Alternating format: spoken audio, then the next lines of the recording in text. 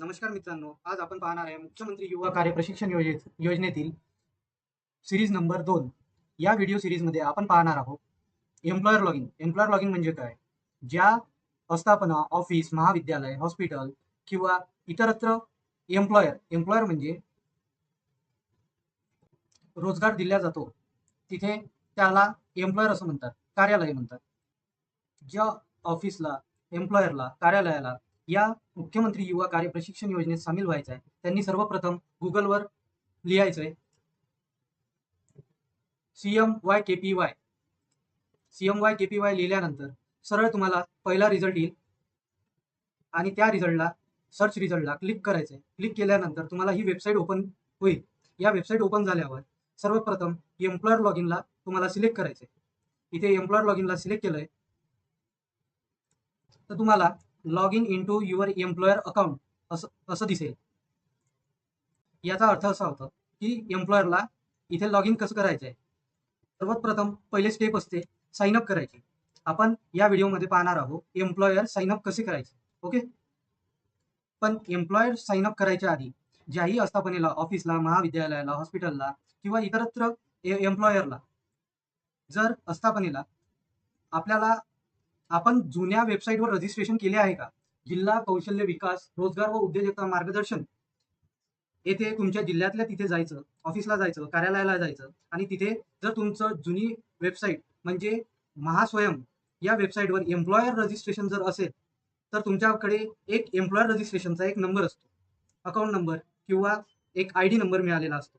तो ID number जर तुमच्यापाशी असेल तर तुम्हाला ऑफिसवर गेल्यावर, कार्यालयाला गेल्यावर तुम्हाला तिथे डायरेक्ट तुमचं लॉग इन मिळेल. किंवा जर तुमच्याकडे नवीन आस्थापना असेल ज्यांनी याआधी महास्वयं या वेबसाईटवर रजिस्ट्रेशनच केलं नाहीये तर त्या आस्थापनेने काय करायचंय, सुरुवातीला आपल्याला साइन अप येथे करायचंय. हे इथे खाली सर्वात खाली निळ्या कलरमध्ये दिसतंय साइन अप. इथे क्लिक करायचंय. इथे क्लिक केल्यावर तुम्हाला मुख्यमंत्री युवा कार्य प्रशिक्षण नियुक्ता नोंदणी म्हणजे एम्प्लॉयर रजिस्ट्रेशन असा एक फॉर्म तयार दिसेल. इथे सर्वात प्रथम आपल्याला टाकायचं आहे ऑर्गनायझेशन नेम. जे काही आस्थापनेचं नाव असेल ते आपल्याला इथे टाकायचं आहे. जर एखाद्या कॉलेजचं, शाळेचं किंवा ऑफिसचं जेही नाव असेल ते इथे नाव टाकायचं आहे. त्यानंतर इथे विचारत आहे ऑर्गनायझेशन टाईप. ऑर्गनायझेशन टाईपमध्ये ते गव्हर्नमेंट आहे, आपली आस्थापना, ऑफिस हे गव्हर्नमेंट आहे की प्रायव्हेट आहे की सेमी गव्हर्नमेंट आहे किंवा अदर म्हणजे मॅन्युफॅक्चरर आहे, हे तुम्हाला इथे डिक्लेअर करायचं आहे. इथे सांगायचं आहे, एक सिलेक्ट करायचं. ओके, ते झाल्यानंतर आपलं नेचर ऑफ वर्क कसं आहे, आपण सर्व्हिस देतोय की अदरमध्ये मॅन्युफॅक्चरिंग करतोय, हे अदरमध्ये सिलेक्ट करायचं. सर्व्हिसमध्ये शाळा आली, शाळा ही सर्व्हिस देते, महाविद्यालय ही सर्व्हिस देतो, हॉस्पिटल हे सर्व्हिस देतो. त्यानंतर इतरत्र गव्हर्नमेंट ऑफिस पण सर्व्हिसच देतं. त्यामुळे आपण सर्व्हिस या नेचर ऑफ वर्क, जे ऑर्गनायझेशन नेचर ऑफ वर्क आहे त्याला सिलेक्ट करायचं. दोनपैकी एक जे असेल, अदरमध्ये प्रायव्हेट वगैरे, अदरमध्ये मॅन्युफॅक्चरर आहे. ओके, किंवा तुम्ही तुमचं स्टार्टअप आहे त्यासाठी काही GR मध्ये नोंदणी दिली आहे ते पण अदरमध्ये येईल. ओके, त्यानंतर आपलं डिस्ट्रिक्ट सिलेक्ट करायचं आपल्याला. इथे आलं तर इथे पूर्णही महाराष्ट्रातील 36 डिस्ट्रिक्टचे नावं दिलेले आहे. तर त्यातून आपलं डिस्ट्रिक्ट सिलेक्ट करायचं.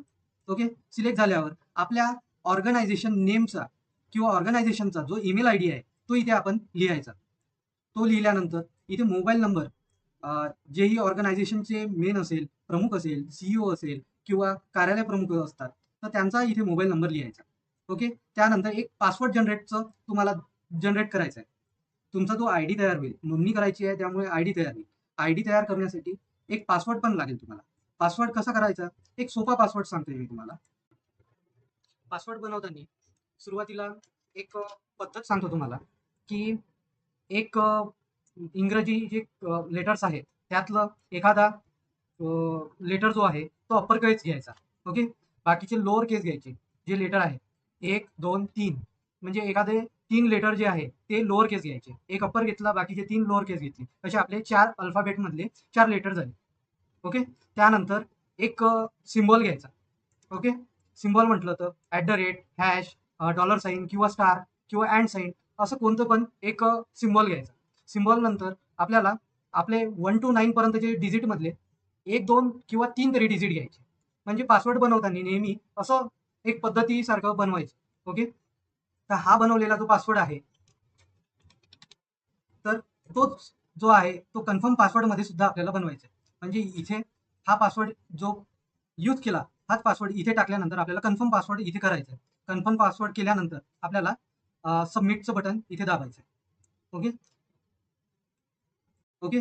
आपण आता जो बनवलेला पासवर्ड आहे तो टाकला, त्यानंतर कन्फर्म पासवर्ड टाकला आणि सबमिटचं बटन दाबलं. इथे सबमिटचं बटन आहे.